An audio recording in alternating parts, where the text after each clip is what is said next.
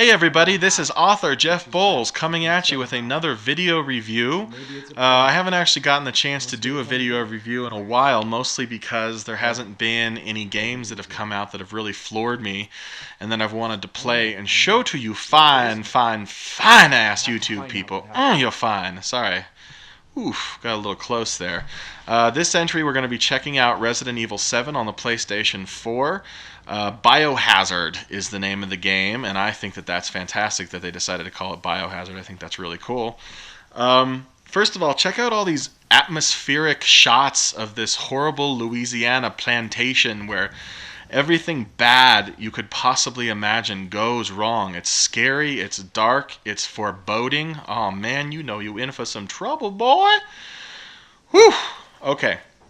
Before we get rolling here, do me a favor, and after you're done watching this video, like it, and then subscribe to Jeff Bowles Central here on YouTube. Every single other day, we bring you something fun and entertaining and gross and morbid and horrifying, which is what this game is.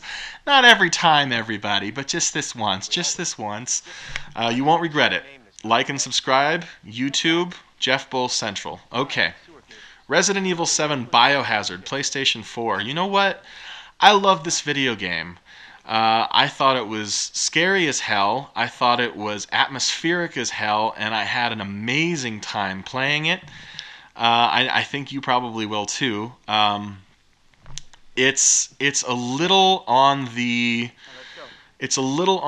revolutionary side for Capcom, I will say. It kind of reminds me of Resident Evil 4 in that sense, because that game came along and it really revolutionized the series. And I feel that what Resident Evil 4 did for Resident Evil back in the day, Resident Evil 7 definitely does the same thing. With one caveat, I personally am not a huge fan of feeling powerless in a video game. You know, I feel powerless in my life anyway. I don't really need to feel powerless also in my video games, you know. You'll enter an area and you'll run from area to area being chased by daddy and by other family members, even by your wife at times, which is horrible. And you never know what you're going to get with this thing. There are jump scares aplenty, and there are set pieces that just blow your mind because you do not expect what will happen next. I just imagine a bunch of Japanese writers sitting around thinking up the craziest thing that could possibly happen. I'm like, yeah, go with it. And they go in that direction, you know, consequences be damned, which is kind of how I like to write my fiction. So I was kind of actually surprised and pleased to see a major video game company taking these kinds of risks. It all takes place in this one house and on the surrounding property. Get off my property! Get off my lawn! You know, item management is an issue because you can only carry so much at a time. Ammunition is an issue. You do get to store stuff in the classic Resident Evil, you know, trunk or crate or whatever you want to call it. And save points are not all that few and not that far between, but that being said, whenever you see a tape recorder, save it. You're going to want to save it. There's also a lot of, there's some light puzzle solving here and there, and there's also a lot of videotape interludes that you actually get to play yourself rather than just passively watching, you know, a videotape and going with it from there.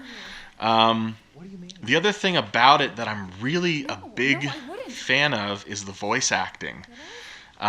You know, it's a little bit insulting here and there to Southern Americans or rural Americans. But since that's such a politically fraught topic that I've just raised, we're just going to move on. A little insulting, but you know what? It's a video game. We can go with it.